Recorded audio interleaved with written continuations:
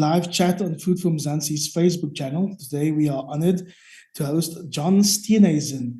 He's South Africa's brand new agriculture minister, following his appointment late last night by President Cyril Ramaphosa. My name is Ivor Price. I'm the co-founder and editor-in-chief of Food For Mzansi, and I'm joined by my two news colleagues, Tisetso Manoko and Duncan Masiwa. Duncan's assistant editor, Tisetso's the news editor. And they both happen to be officially among the top 10 agricultural journalists in the world for 2024 and 2023. John, thanks for joining us.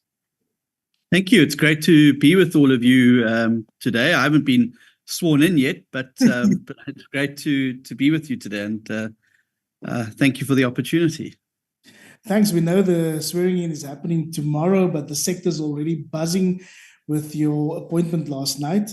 So South Africans kind of had a few weeks to get used to this new government of national unity. Many were suspecting that you would be the new deputy president or the minister in the presidency, not agriculture. What changed? What happened? Well, I think it was the process of the negotiations that took place over the course of the last fortnight. Obviously, the voters decided no party will have an outright majority, and we then had to start a process of trying to find each other to form a government, and in that, negotiations take place. And I think it's always a sign of a good negotiation when neither side gets everything that they wanted. We wanted 9 positions. The ANC offered us 3. We ended up at 6. So I'm very pleased with that. And I'm very pleased with the quality of the portfolios that we will be occupying. Home affairs, basic education, forestry, fisheries and environment, communications and digital technology, public works and infrastructure, and for me, most importantly, agriculture. I believe agriculture is a very, very important portfolio, and I think there's huge opportunity for the agricultural sector in South Africa to grow, to contribute to South Africa's economic growth, but also as a major sector with opportunities for job creation in both agriculture and agro-processing. And I'm looking forward to playing a role in facilitating and ensuring that the sector is maximized. I can assure you definitely, Mr. Steenhuisen, that you have eased the minds of a few agricultural role players when you say that agriculture is an important sector. But a lot of people might not know you're actually a Durbanite, a Durban boy. But you've been a friend of the agricultural sector, visiting the annual Nampo harvest. What is it about agriculture that attracts you so much? Well, I mean, I've come from a family with a strong farming background. My grandfather farmed in KwaZulu-Natal for a very short period of a couple of years. I owned a lavender and kiwi fruit farm in the Natal Midlands in KZN. And I've believed that it contributes to the South African economy in a number of ways, particularly if one looks at the type of economy that we have at the moment with a large unskilled, unemployed population.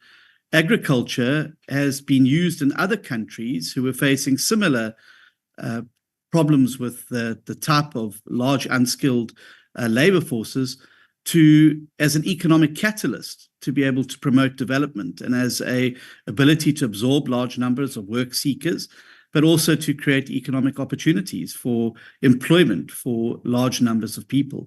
So I see that as a huge attraction for me. Secondly, I think that we have not even begun to tap the agro-processing opportunities that lie ahead for us in South Africa.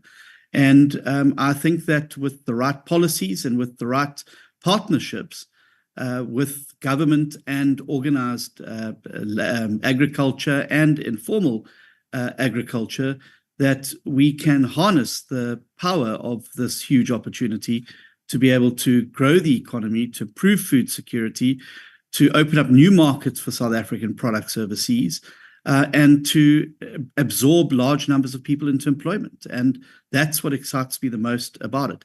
Also, you might need a lawyer once every couple of years. You might need a doctor every couple of months if you're sick. You need a farmer 3 times a day. And agriculture impacts on the lives of every South African. And I'm absolutely convinced that there's huge opportunity for us to do great things in this sector going forward. Minister, you have only been appointed for a few hours, but what are your main issues that you would like to tackle?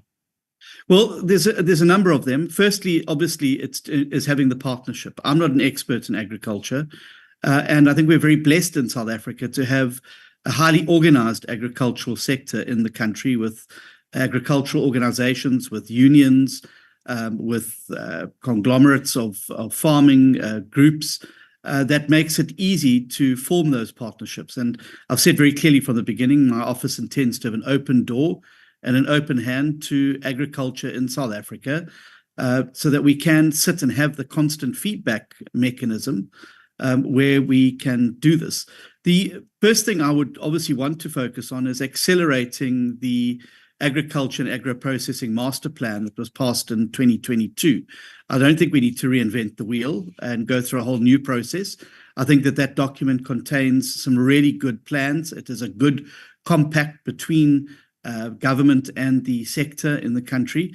But I do think there is scope for us to accelerate parts of that Agriculture and Agro-Processing Master Plan to ensure that it starts to really reap rewards for both the sector and for the country. I think there are a number of key focus areas where South Africa has been left behind, things like biosecurity, things like phytosanitary processes, which are inhibiting our ability to maximize our exports to markets around the world. I think there's a huge gap with extension services, particularly to new farmers and those who have been beneficiaries of land reform. And I'm really looking forward to bringing the success that we've brought in the Western Cape through supporting small farmers and new farmers to be able to turn their businesses from small farming operations into bigger ones, and to give them the support and services that are required there. And then, of course, working with big organized agriculture, commercial agriculture, to maximize yield, to improve both crop health and animal health in the country, so that we are able to become a world market leader in quality of product, which will, I think, open up many, many more doors for us to be able to generate more revenue. And then, of course, the Minister of Agriculture is going to have a bigger role than just simply focusing on agriculture. I'm going to have to be knocking on the door of the police minister to deal with the issue of rural safety.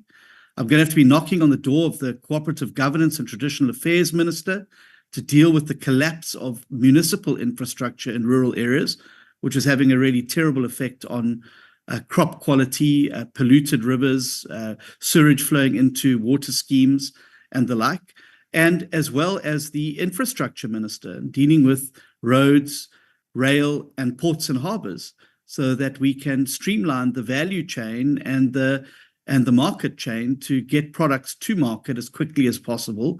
And I know this has been a huge area of concern, particularly for citrus farmers across the country.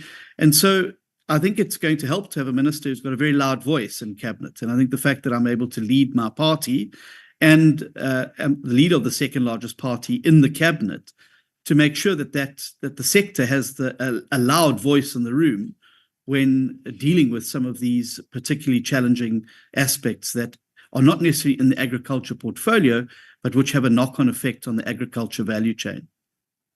So, John, another door you'll have to be knocking on is the new Minister of Land Reform and Rural Development, after agriculture and land reform has now been split into separate ministries. What inspired that choice, and how do you see your role juggling between these two worlds? Well, I think the president, when we chatted about it, said that he felt that by putting the two departments together, you were diluting the focus, and one would always suffer.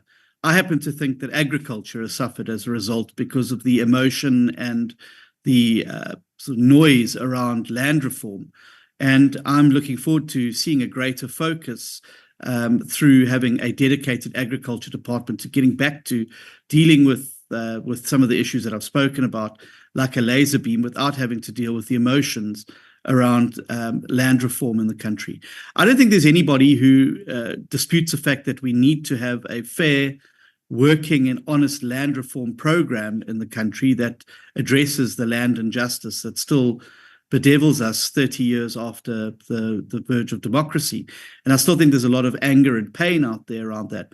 But I think what we have been able to do in the Western Cape is show that you can have land reform and you can assist beneficiaries to make a success of it, where it doesn't harm agricultural output and, in fact, enhances it.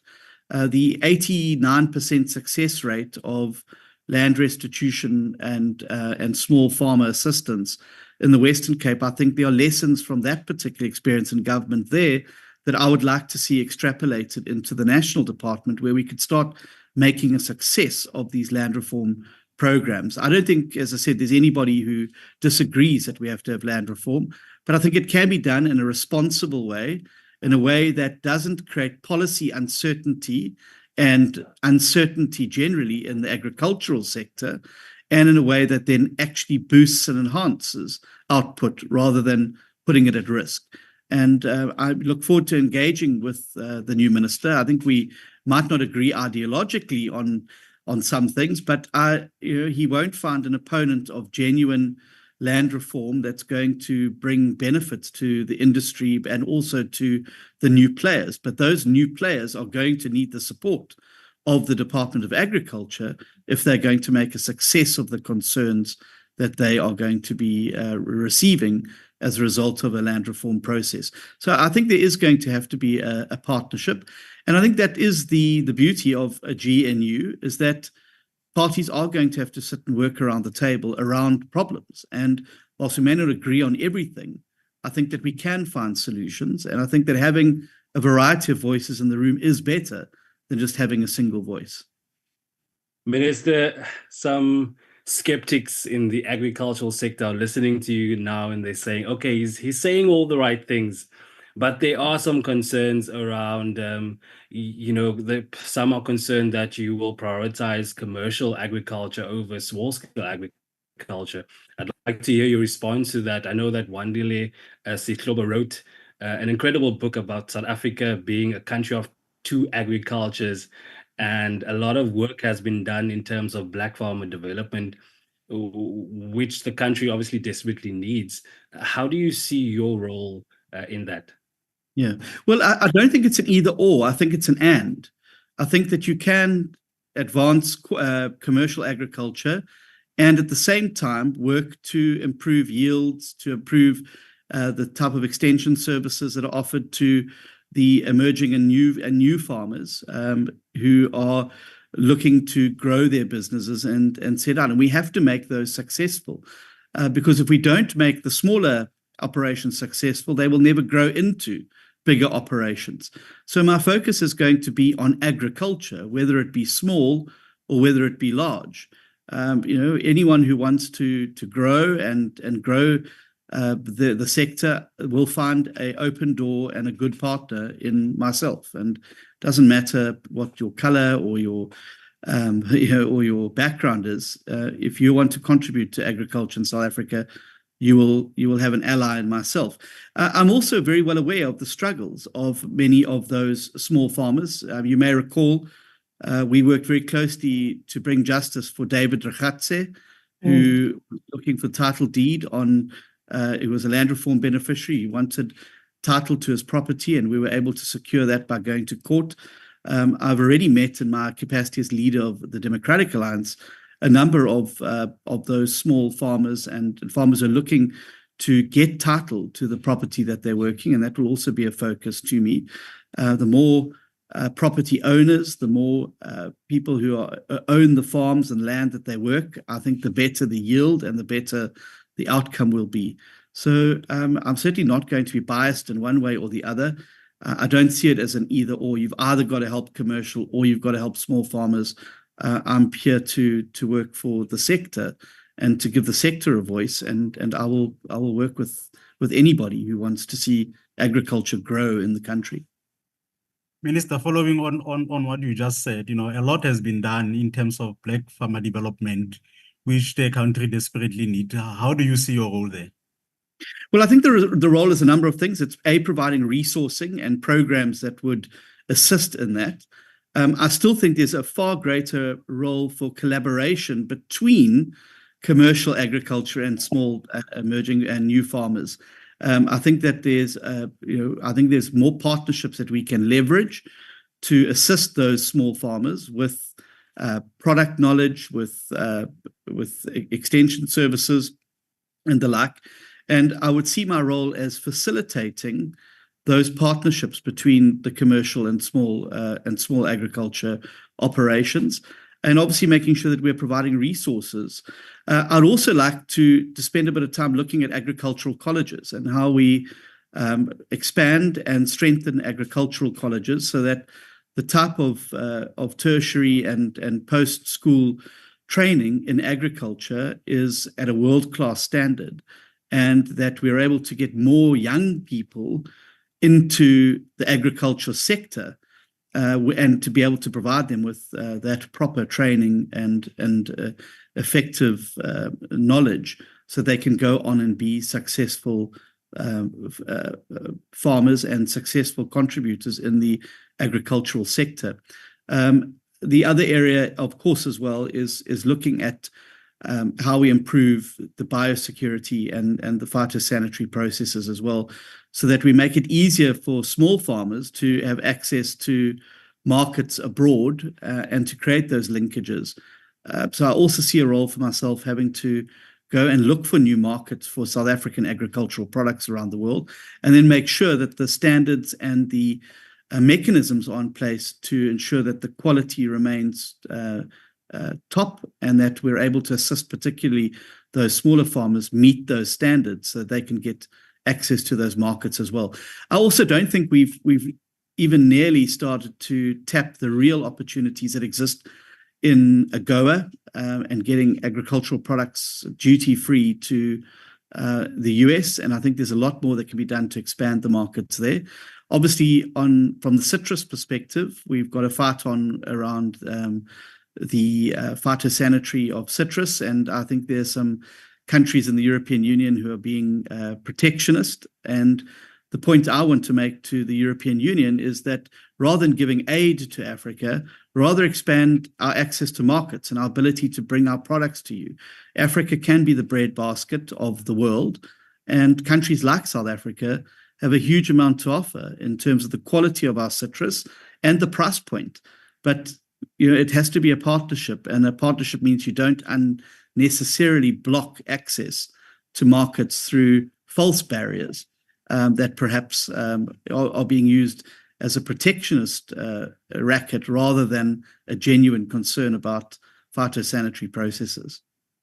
So, John, maybe in closing, I know you've got a busy day, a few hours into the job, but as part of the DA negotiations for the Government of National Unity, the DA has been quite vocal about the fact that they want to have a say in the Director Generals for the ministries they manage. What does that mean for your new portfolio, which is agriculture? What can we expect in the next week or so? Well, I don't know. I haven't met the DG of the existing department yet. I'm hoping to do that in the next 24 hours. But obviously, when it comes to selecting DGs, I think the President announced last night in his address that we're looking to build a capable state, and a state where that is able to actually deliver. And I think part of that is appointing the right people to the right positions for the right reasons. And I certainly, if our process for a new DG is required in Department of Agriculture, it will be an open process, and it will go through all the necessary legal prescripts. Obviously, the President makes the final appointment, but the ministry is involved in doing the shortlisting and the advertisement, etc. And we'll be looking for people in the Agriculture Department who are able to really bring a game-changing aspect to it and to help accelerate it. I think as well, with the amalgamation with land reform and rural development, I think that the ball has been dropped somewhat on the agricultural economics side of the ministry. And that is certainly something I would like to focus on strengthening. Having read Wandile Sihlobo's literature, having obviously read with great interest his articles, someone like him with that agricultural economics background, I think would be massively useful to have that type of skill set, for instance, working with the Department of Agriculture, so that we can focus not only on quality, quantity of output, but also then the economics around how we improve the economics in the agricultural sector. Minister, I suspect your first 100 days will be hectically busy. I'm looking at some of the Food For Mzansi reader comments, and many Guaco, Rams, Kone, writing about the state of assistant agricultural practitioners. Some saying all we want to be is reinstated back to work, Minister. You'll have a full desk. Usually at Food For Mzansi, we kind of end with an awkward question. Who shall we throw that to? Duncan, do you have something awkward to ask, Minister? Let's ask, if you could be a farm animal for a day, which one would you choose and why? Well, I definitely think I'd be the sheepdog, because I see that's my role, is to go out and herd the sector towards the right direction. So definitely be the farmer's sheepdog. I'm going to have to nip a few heels to get things done, but I'm looking forward to that. Thank you so much. Thank you so much, Minister. Good luck. Thank you, guys. Really appreciate it and look forward to engaging with you as we roll out this over the next couple of years. Definitely. All the best. Thank you. Cheers. Bye-bye.